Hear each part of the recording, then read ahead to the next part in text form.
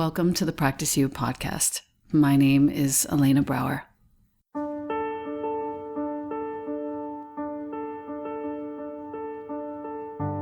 Together, we'll explore and enjoy content and conversations around mastering transitions in our relations, our wellness, our careers, our families, and especially in our missions and visions. You are invited to learn and love and listen with me. Welcome to Practice You.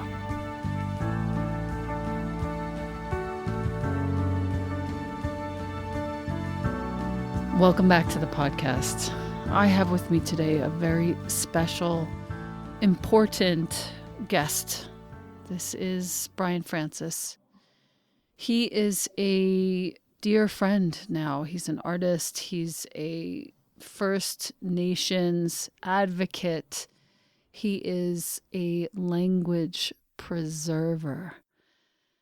The name of his tribe, the Elsipogtog First Nation in New Brunswick of Canada. He's also a filmmaker. He brings Native music recording artists out into the light. He is really one of my wisdom keepers in my life. Brian, welcome to the podcast. Thank you very much for having me, Elena. Yes, it's a real honor.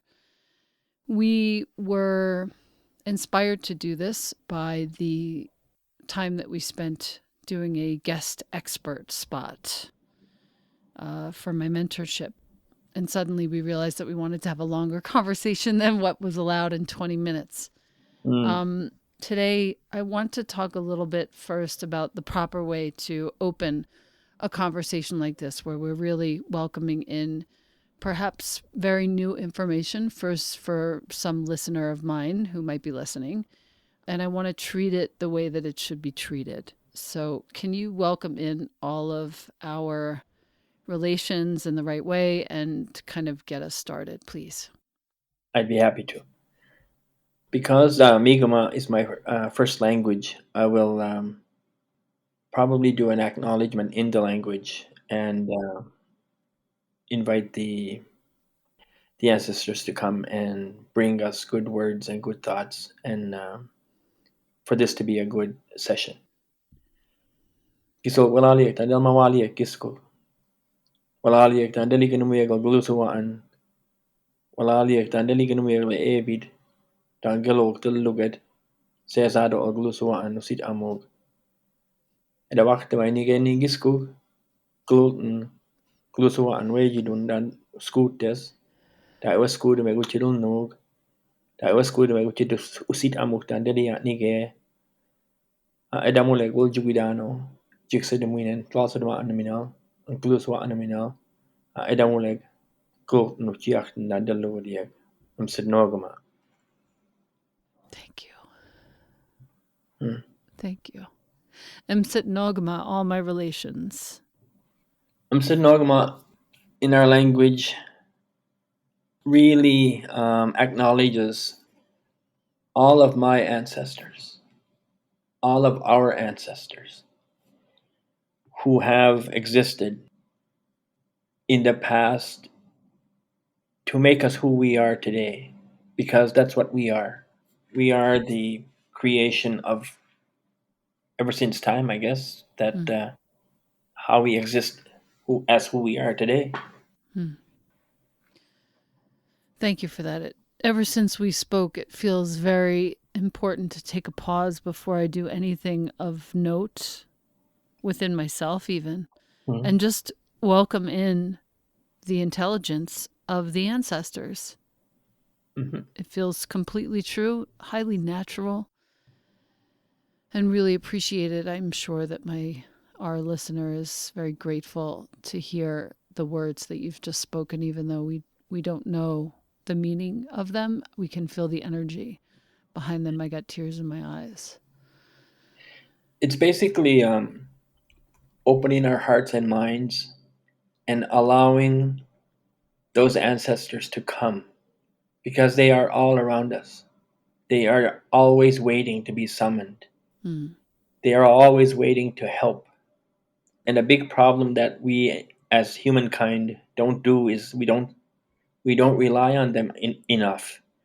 We don't call upon them enough. We basically just go about our lives trying to. It's basically walking blindly. And when we do that, those messages, those downloads, if you will, come to us. And I always say I know very little, Mm. but what I do know comes from them. So the wisdom that they bring, that's where it comes from all our relations. Yes. Thank you for that.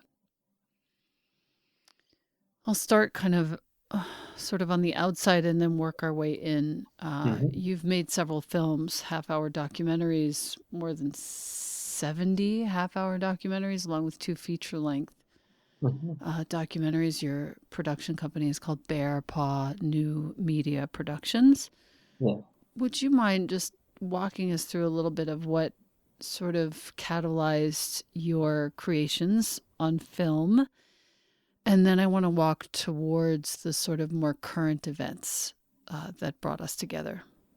Okay, I'll have to give you a brief background on where I'm located and what transpired to where I am today. Yes, please. Um, we're in probably the easternmost part of Canada, in New Brunswick.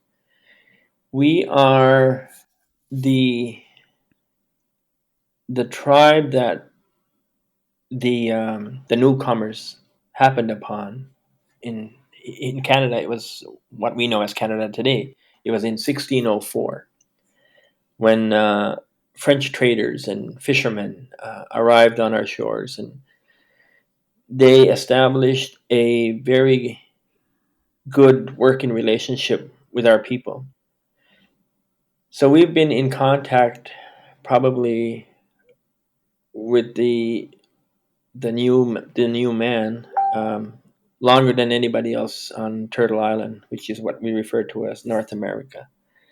Um, so we've also had the most impact on our culture, on our language, on our ceremonies, our spirituality, and we are probably, as one elder referred to it, we're basically our culture is on death row because of so much attack. I would say eventually it was caused by other nations, I guess, coming to this land, and those other nations fighting, I guess, or going to war. Hmm. But we've basically survived. Our language has survived all this time, and the words that I spoke when I first opened this was that language is at least 10,000 years old. And to imagine my ancestors speaking the same words that I've just spoke is incredible. After going through all that, so fast forward to maybe 20 years ago, there was a tremendous disconnect between our people and the non-indigenous communities. But there was a lot of curiosity. I would run into a lot of non-indigenous people who would say, "I would really like to go see your people," but they weren't sure if our communities were open because about 100 years ago, when Canada was evolving into what it is today, they put our people in what they call Indian reservations. Uh, Now they're referred to as First Nation communities. I think it's a little bit uh, kinder name, I guess. But we basically been living in these small um, reservations, very small land. I think we probably, and we don't own it, but we probably stay about 1% of the land mass that we used to have. Um, Wow. so my that gave me the idea when I transferred into television production. Why, instead of bringing the non-indigenous community to our community, why don't I bring the community to them? So I started featuring stories about our elders, about our ceremonies, about our language, about our artists, about our musicians, and I basically I did 6 seasons of that, just in a documentary format, which was really really well received. People saw the beauty of our culture, and I guess the it made a point that we hadn't been killed off. We're still here. We're still alive. We're still flourishing. Although we're having struggles right now, we're still here, and that we will. It's going to take some time for us to recover and regroup and maintain that resiliency that we've had all along. Right. And that's why I formed my production company. And these documentaries that you made were to educate and inform and kind of inspire from historical truth, correct? Yes, it was basically to bridge that disconnect, to for people to maybe begin to understand that some of the history that we've gone through is primarily responsible to the state where our people are in, and I mean our communities go through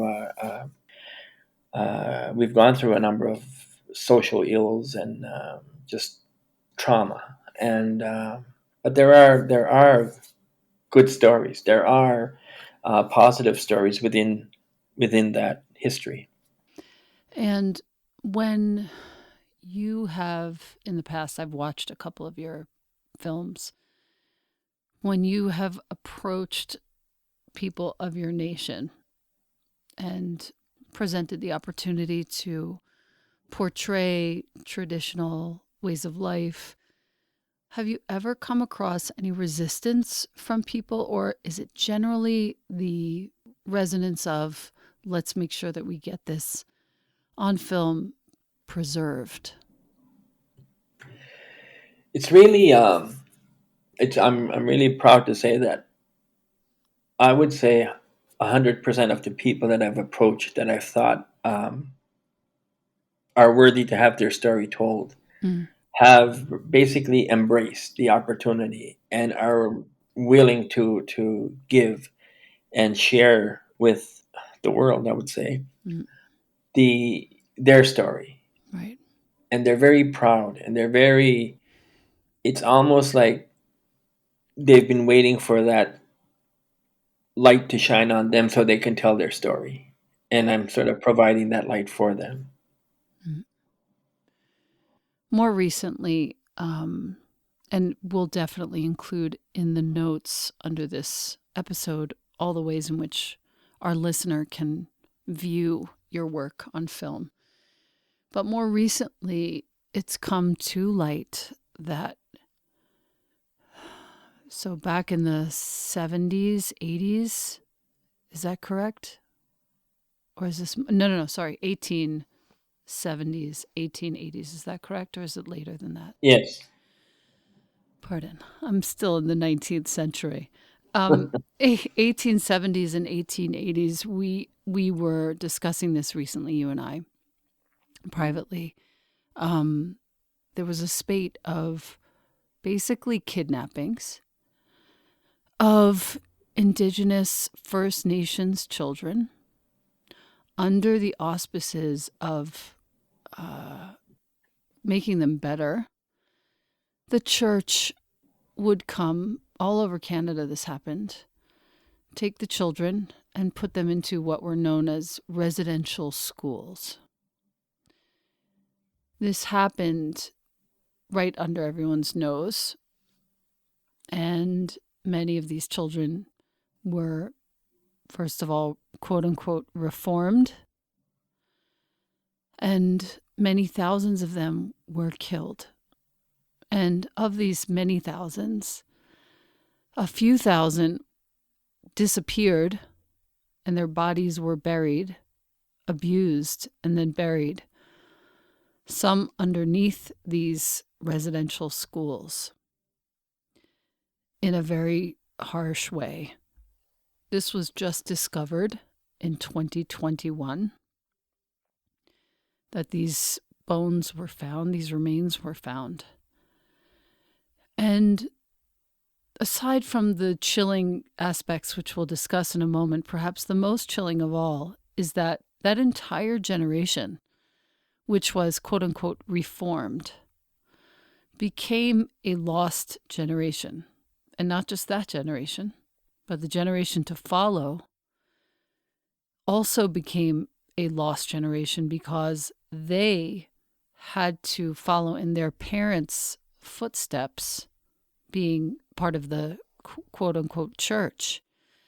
And if they weren't, if they deigned to identify with their roots, their traditional First Nations roots and practices, this is the most chilling part. They felt as though they were going against their own people because their people had been so harshly reformed. And kind of in the most egregious fashion, this is yet again colonizing, genocide, basically. I want to talk about this and I want to inform our listener about this because even though it was in the news for a day or two, right around Canada Day of 2021, and you can go searching and finding, this is one of the most important stories of our time. To make sure that this story is told, that we know exactly what happened so that this kind of thing never happens again. I would love, Brian, to hear from you a little bit about your experience. Perhaps you can read us part of your post that you wrote that day that was so touching and informative and helpful, frankly, for so many of us. And I want to thank you in advance for having the courage to talk about this. Oh, thank you, Elena. It is a very sensitive and very difficult topic, uh, and it has I've had the I guess the effects of such history impact my life and the life of my friends, neighbors, and community. The schools were primarily opened around 1870, and they ran up until the 1990s. The last one closed in 1996, and basically, it was a government policy run by the church, and the process was government funded and church run. They were designed to remove indigenous children from their culture and assimilate them into mainstream society. There was one quote that was made by a politician that said that they are to kill the Indian in the child. One of my elders mentioned to me a while back, he said, the mission was to destroy the culture of our people. And he said that the quickest way to do that, to kill a culture, was to kill the language. So when they removed these children from their communities, sometimes the parents wouldn't even know. And they went into these schools. They were introduced to a language that was foreign to them. All they could speak at that time, all they knew was the Mi'kmaq language. And other languages, as you go further west, there's of course different languages, but I'm referring to the Mi'kmaq culture. And he said that's why they attacked it with such vigor. You, every time you opened your mouth, you would speak the language. And whenever you did that, you were beaten.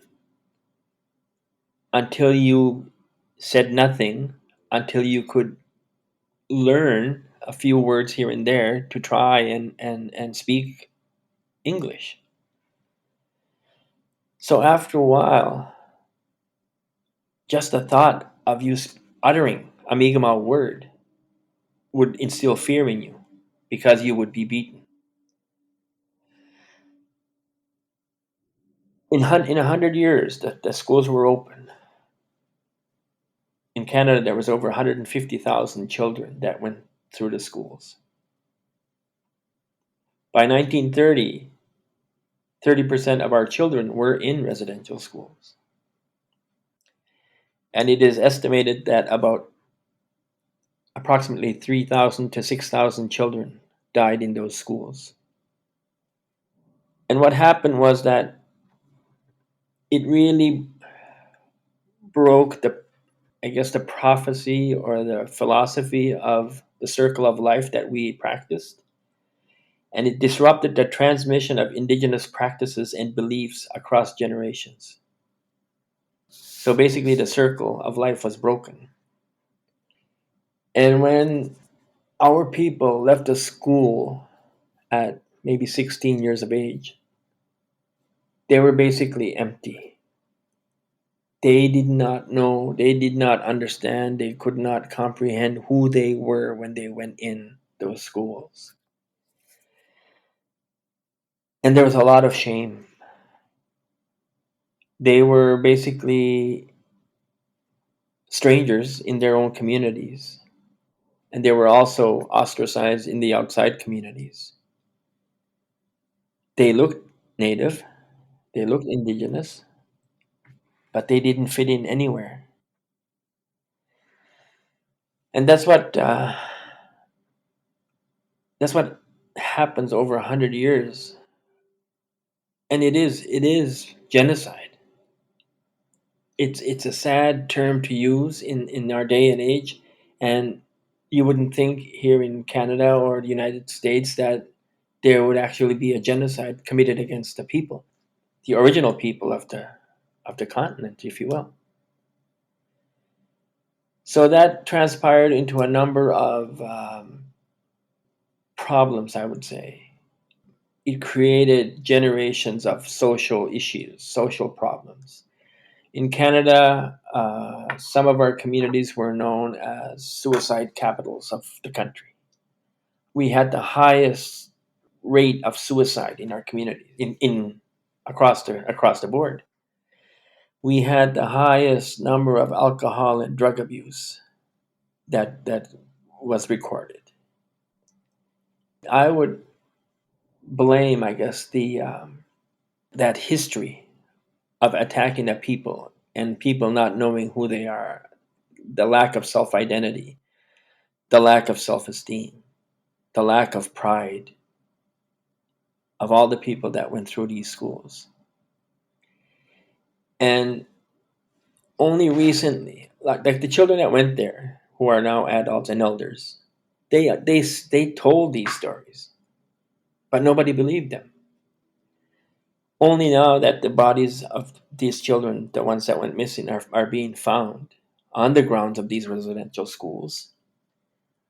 Only now are they people are opening their eyes, and they have no choice because the evidence is there. And as of yesterday, I think I checked, there was over 1,500 bodies that have been found in the last three weeks. I think it is. And this is over the full scope of the country. How many schools are we talking about? Can you give us an idea? There was approximately, I think there were 160 schools across the country, and we only have 10 provinces. So you can imagine some of the larger provinces would have more schools, Right. more Native communities to bring the children from, Hmm. and that was basically the mission, was to destroy the language, therefore destroying the culture, therefore not having to answer to land claims or Right. compensation or any restitution or anything, because we would have been assimilated into the body of mainstream Canada. Now, I think the most chilling part of this is the fact that they took the children with the very deliberate intent of destroying the culture going forward in time. And this did happen in the States as well. It was very efficient. And across both of these countries, this entire North American continent, we have peoples far and wide who are basically struggling against their very own history to build self-esteem, to build solidarity, to build connectivity to the traditions, and to preserve history against all odds. It is by far, in my 50 years of life, this is, I think, in the top 5 most important conversations I've ever had. I'm a little speechless at the moment thinking about 160 schools and these thousands of bodies found in just the last few weeks. And it's hard to talk. Now, keep in mind, our listener, this is 150 years later. Brian has relayed to me privately in other conversations that even as a child, and you're my age roughly, right? Mm-hmm. A little As a, older, but yeah. okay, so as a child in the 70s, let's say, your caregivers, caretakers, parents, family would even tell you that if you saw somebody in a suit coming across the landscape, that you were to immediately go inside. Is this remnants of that? And it's at that time we don't know why. And at that time our community probably, which was the largest indigenous community in Atlantic Canada, we probably had, I would say, maybe 1,800 people. But we lived, it was almost like we had our own little world. We existed in a small space. All I know is that we spoke our language. I didn't know that the English language existed, Mm. because that's the language we were raised in. And every once in a while, we would see people come in, and they would speak a different language. Right. We wouldn't understand. But I noticed afterwards that prior to a visit, my mother would scrub the house. It would be speak and span. And although we had torn carpets and plywood showing through the carpet, it would still be clean. But that's the world we lived in. And when we went outside to play, we went outside at 8 o'clock in the morning, and we would come back 8 o'clock at night, and we'd spend all our time outside. Mm. But before we left, that was the warning, was that if you see somebody come in a suit and tie, you come to the house right away. Don't talk to them, don't go near them, just come to the house. Wow. Because they knew that's what an Indian agent looked like, and that's what their job was, to comb the reserves and to bring children to the schools. Um, there were times when sometimes the children would be sent home for the summer, and I remember this blue bus that would come, and it would have the name of the school, and we would watch the bus arrive, because people that we knew were on the bus that came from those schools. But we were so afraid that we wouldn't even go near. We would just see the bus drive by, and we knew that they were home for a little bit, Mm. and then we would try to see them the next day, but we would wait for the bus to leave. But that's even some of our elders would threaten, as a form of discipline, that if you don't behave, that you would be sent there, Wow. which was it's a sad thing. For it's almost like being threatened that you're going to be sent to hell, basically. Right. Wow. Tell me, when your friends were on that bus in the 70s, I guess into the 80s a little bit, when you spoke to them and visited with them during their few weeks of summer at home, what was that like? They were very angry. They were very bitter, but they would never reveal why. They would never talk about it. They would never. But you can sense that there's bitterness and anger in them. Um, some of my friends, even to this day, who remember, like they say, there's no amount of money that you can compensate me for what you've done to me, you know. Wow. And these like lives were destroyed.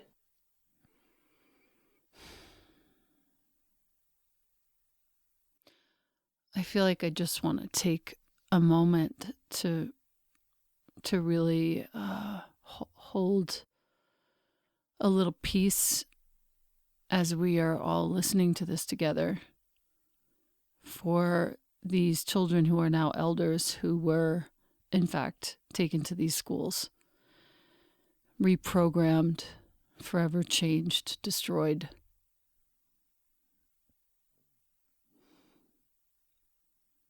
May there be peace for them.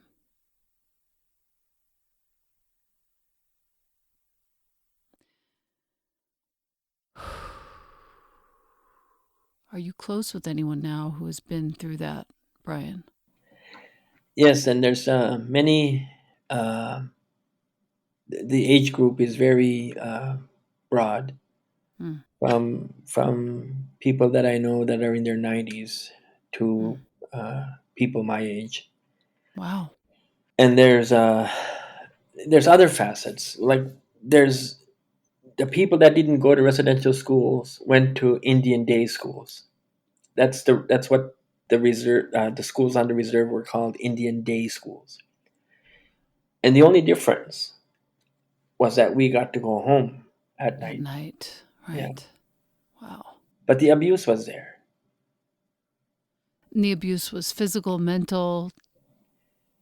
The abuse was physical, mental, sexual, everything across the board. Anything you can imagine happened in our lives. It's it's when I try to put it into context and try to understand why,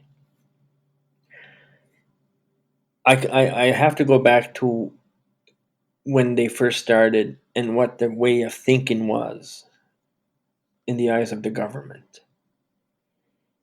And ultimately, it had to do with, I'm going to say, the theft of the land of the indigenous people. How do you justify that?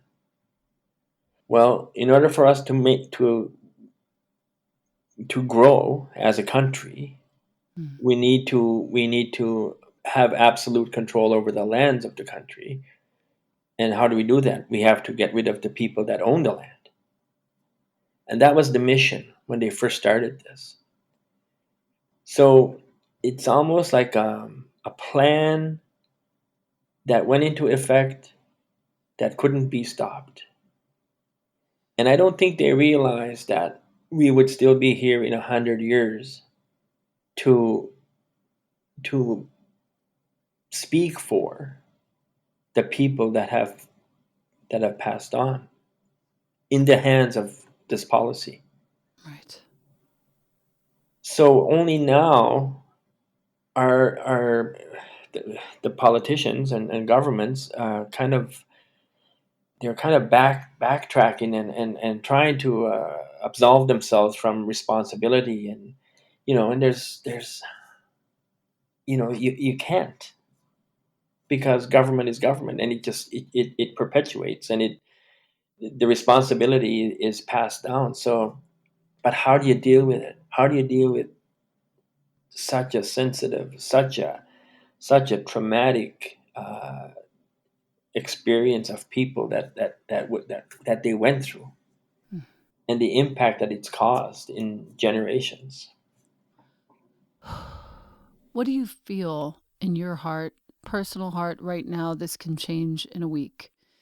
What do you feel would be some beginning of an appropriate response to this present day from the Canadian government?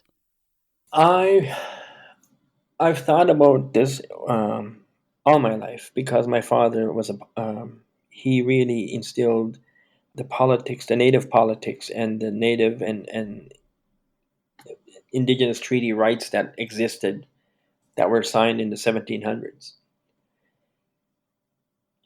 it almost has to go back to what we and who we were back then in order for us to be able to grasp the power that we need, the authority that we need to take matters in our own hands and to have what I refer to as self-determination.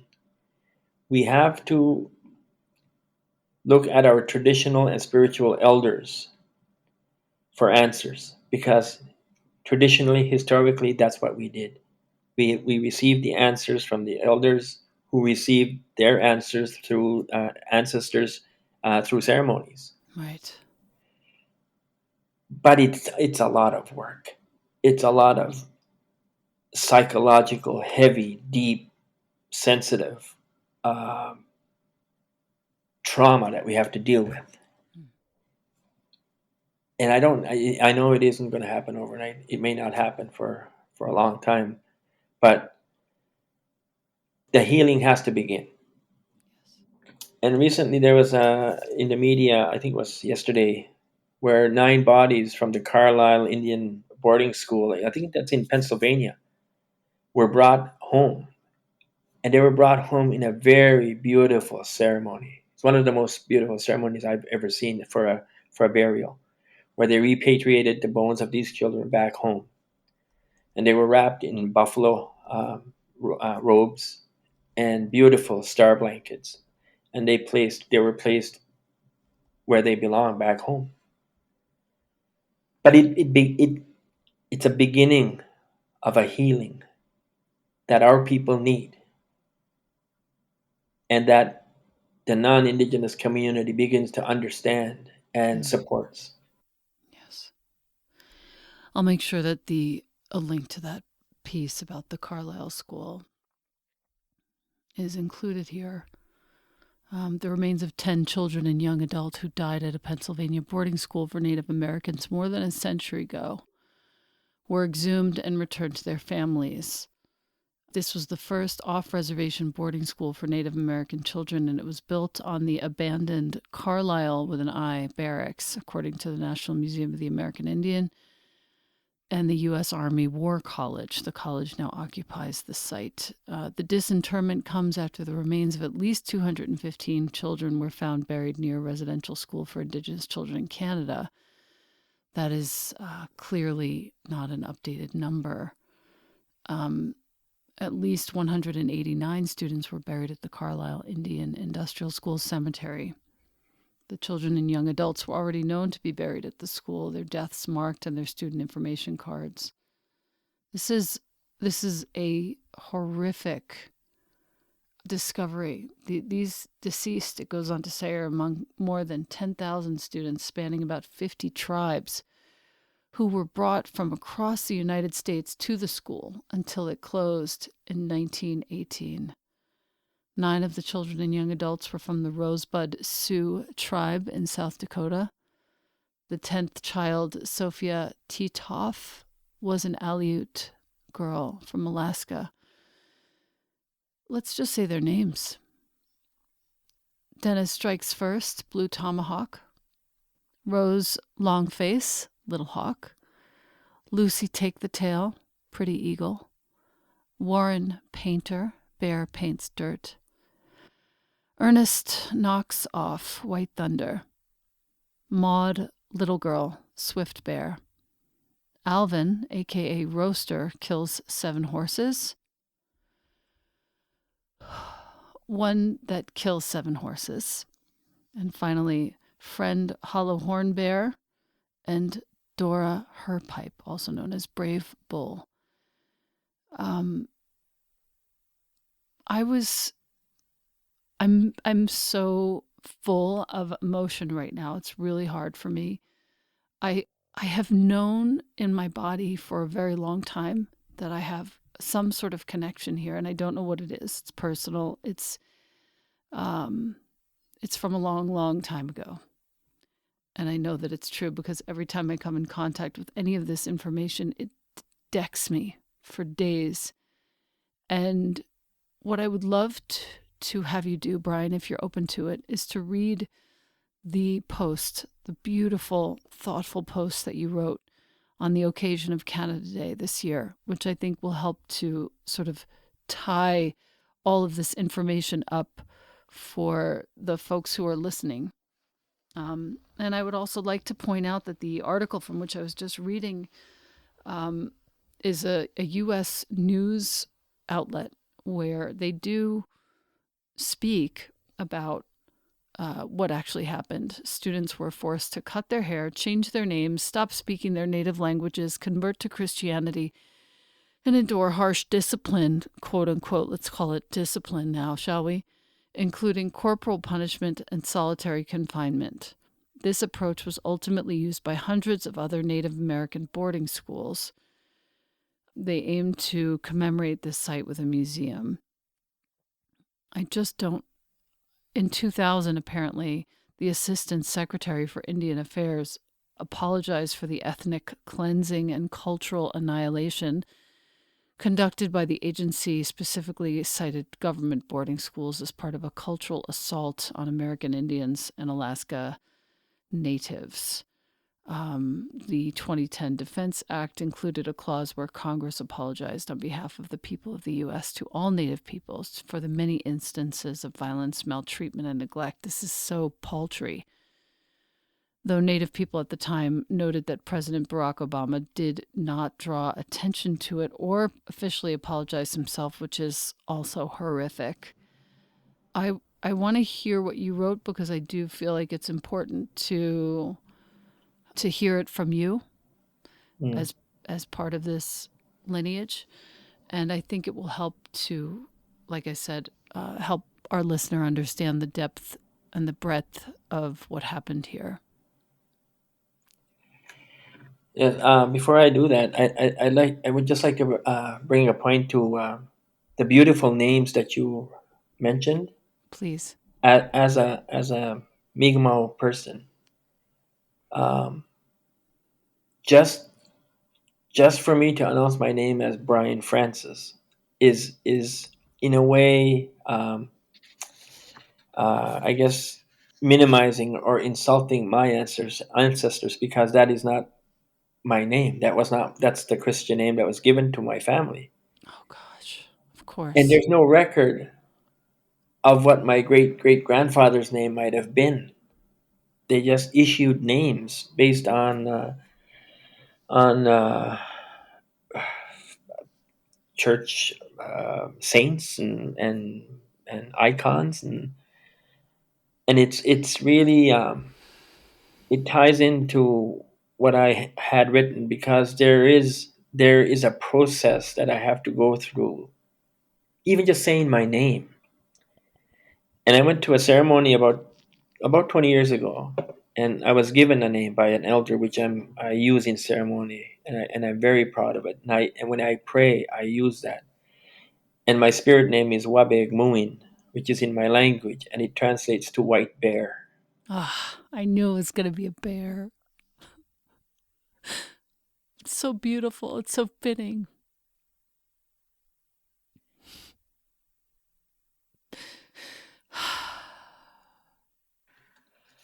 So on Canada Day this year, there was, because of what happened, there was, I guess, an effort made to honor and recognize something that they couldn't prevent. I mean, it was out there, and people had to deal with it, and so they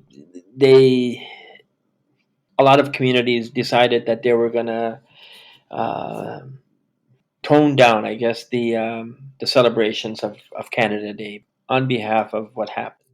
Right. And each Canada Day, I normally extend I don't know if it's a congratulations or best wishes for have a good Canada Day. But this year I wrote something different. So this is what I wrote. During normal times, I would sit at my desk and write a little note to wish my non-Indigenous friends a happy Canada Day. I often struggle with this holiday because of who I am as a Mi'kmaq person. Growing up, I've always been taught to be proud of who I was as a Mi'kmaq, and I always have been. For a long time, I did not know who I was because I grew up around the time of the great cultural renaissance, if you will. It was when the introduction or the reintroduction of our cultural and spiritual ways happened. For many of us, it was the time we learned of the ceremonies. We learned about the meanings of the pipe, the eagle feather, the sweat lodge, the sacred teachings. This was only about 25 to 30 years ago. Prior to that, we struggled to be good Christians. Our parents taught us what had been ingrained into them about heaven and hell, singing the praises of the church, and about our duty to God. I think we struggled because it was so foreign to a lot of us. But for many of our ancestors, they truly believed that it was our salvation. So in this day and age, when we even think about turning our backs to the church, it feels like we are turning our backs to our ancestors. Growing up being Indian came with its own stigma. Just dealing with someone as a cashier, a waitress, dealing with authority, such as being stopped for a traffic violation, or any interaction we may have outside our community, causes us to have to get through a process. Will it be a positive interaction? A negative interaction? It is a process. Going to meetings, being invited to speak somewhere, attending a sporting event. Everything we do as Indigenous requires us to process who we are, where we live, and what we've experienced, what our ancestors have endured.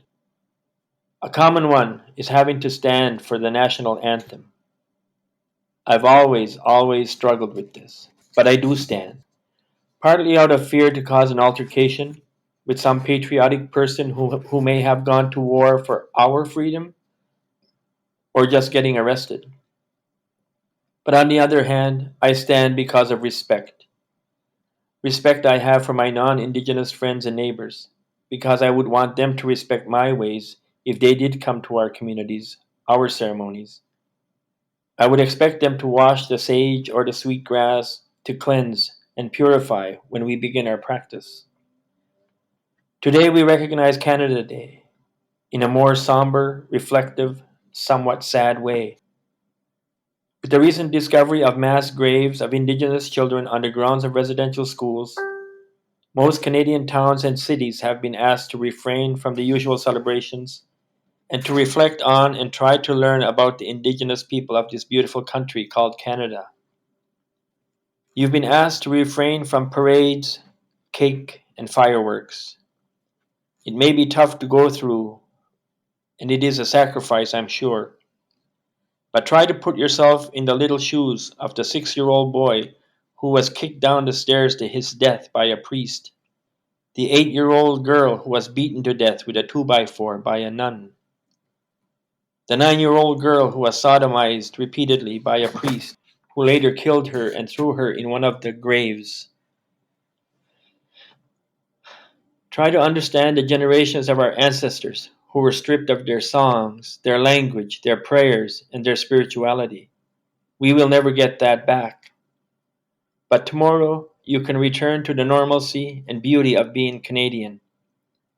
If it is too difficult to refrain from all the great things of being Canadian, and if it's too difficult to hear the tragic, traumatic, multi generational impact of the Indian residential schools